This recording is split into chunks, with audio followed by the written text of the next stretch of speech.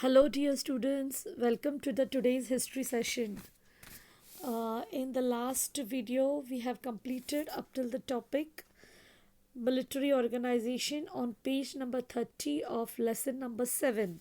Yes, we have started with the chapter 7, the administration of the Swaraj. Yes or no? So we have reached up till the topic the military organization on page number 30. Now, let us continue further with the topic intelligence department. It was necessary to protect the Swaraj from its enemies. For this, it was necessary to get precise and timely information about the movements of the enemy. So, what happened? Now, there was one intelligence department. Now, why was the need for the intelligence department? As we know that it was very necessary to Swaraj protect from its enemies. Yes or no? So, it became very necessary to take care of all the things. For that purpose, to protect the Swaraj, we needed all the information, timely information, yes, about the movements of the enemy, that what the enemy is planning and what are their acts, or what they are going to do. Keep a continuously watch on them, and write give the timely information about them, so that we can be alert and protect ourselves from this. So it was very necessary to get precise, means appropriate and timely information about the movements of the enemy. It was the job of the intelligence department to obtain information about the movements of the enemies and submit it to Maharaj. For this purpose, this intelligence department was there. This was working.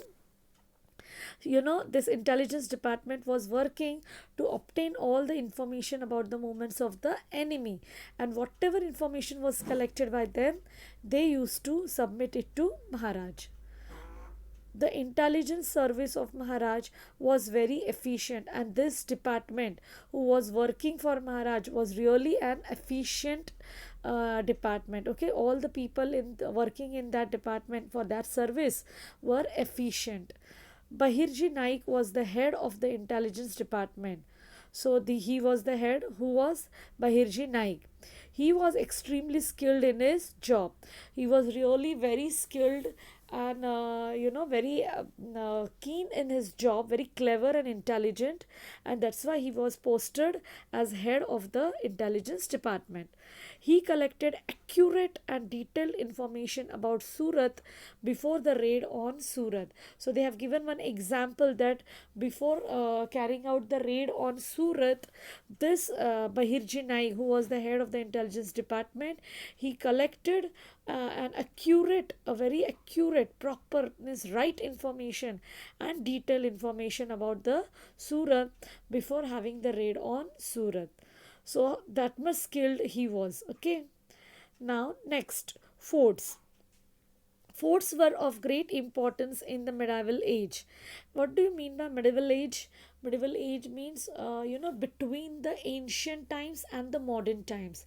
Now it is modern times, and long back it was ancient times. So between that period is called as medieval age. So forts were of great importance during those period. Possession of a fort made it possible to keep an eye on the surrounding area. So the one who had fort, it was very lucky for them, or you can say very useful for them, because if you have your own forts, if you are having the forts in your possession, it made us possible to keep an eye. We can stay within in the fort and put an eye. It means keep a watch. Okay, keep an eye means what? Keep a watch on the surrounding area. In case of foreign invasion, it was possible to protect the people taking shelter in the fort. So what happened? If suppose any foreign invasion or foreign countries are attacking, they are invading our country or in our kingdom, then it was very possible to protect the people taking shelter in the fort. We could have protect the people. How? By giving them shelter in the fort, right? It was, turn your page, it was possible to stock the fort with food grains, war materials, ammunition, and military garrison.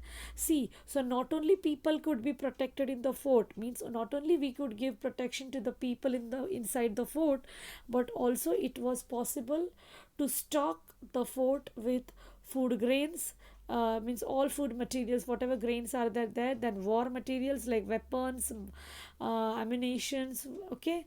Then military garrison. What do you mean by military garrison? Means a group of troops which can defend these the foreign countries who are invading us, okay. So a group of troops, we can station them in a fort, means we can make them stay in the fort, and in case of foreign invader, we can they can help us to defend the foreign invaders, okay. So this way, fort was of very importance, as we can see that we can not only protect the people by giving them shelter, but also store food grains, materials, ammunitions, military garrison. The importance of forts in the foundation of Swaraj is well stated in the Agya Patra. So, how is the importance of forts stated? In what words it is stated in the Agya Patra? Let us see. This kingdom was created by the late revered and exalted majesty forts alone. So this kingdom means what? Swaraj. Which kingdom? Swaraj. This was created by the late revered. Revered means here what? A respectable and admirable. Admiration. Okay? Respect or admiration. So it was created by the late revered, means with great respect and exalted majesty.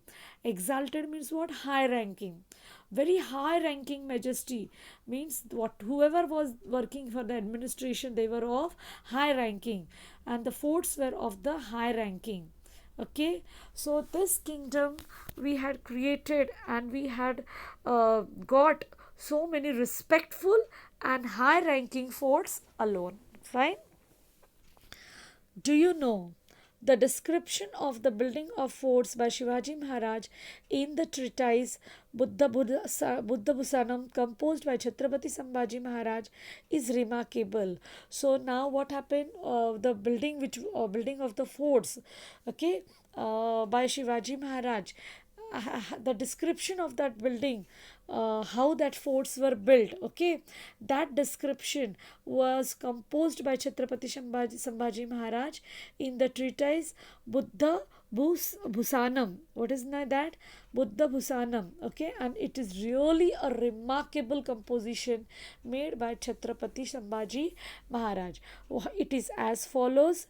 Shivaji Maharaj built many impenetrable forts on the ridge of plateaus in the Sahyadri mountain. Impenetrable means which cannot, one cannot enter through it, which cannot be entered through it. Nobody, impossible to enter through it. Fine. Such forts were built on the ridge of plateaus in the Sahyadri mountain range in many places like Karnataka up to Baglan. Fine. Understood? So many impenetrable forts were built, means the impossible to enter. Impenetrable means such forts which were impossible to enter. These were built in many places from Karnataka up to Baglan.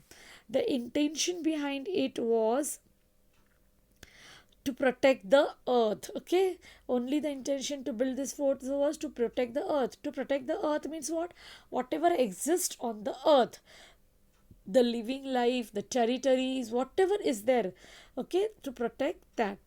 Under his successful leadership, these forts were built from the banks of the river Krishna up to the sea in all the four directions. So, under whose leadership? Under Shivaji Maharaj. Okay, all these forts were built right from the banks of the river Krishna up to the sea in all the four directions. In the Rayari fort, Raja Chhatrapati Shivaji Maharaj remained on the forefront among all kings and was victorious. So, in the Rayari fort, okay, Shivaji Maharaj was on the forefront. It means he was ahead of all the kings, okay, and thus he got the victory. There were about, I will just Okay, one paragraph. There were about 300 forts in the Swaraj. How many forts were there in the Swaraj? 300. Maharaj spent a considerable amount of money on the building and repairs of these forts. So, this many forts were there, and Maharaj didn't look after anything. He just thought that all the forts should be well built. They should be in a proper condition. So, he spent a lot of amount on the building and repairs of these forts. He built hill forts like Pratapgarh, Pavangarh, and Rajgarh. So these were the hill forts built by Shivaji Maharaj. There was a Kiledar, a Sabnis, and a Karkhanis on every fort. Okay, so this many people were posted on every fort. Who? Kiledar, a Sabnis, and a Karkhanis.